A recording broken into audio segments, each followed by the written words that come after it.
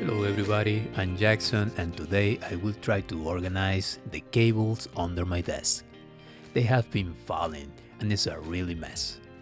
The idea is to use what I already have without spending any money. As you can see, I don't even know where to start. Let's disconnect everything and start from scratch. I have some wireless extension for now. I'll remove them because it's too crowded. I want to use just one power supply and attach all the power cables under the desk and the data cables in the back with some plastic tray. You see some ugly name tag in the cables?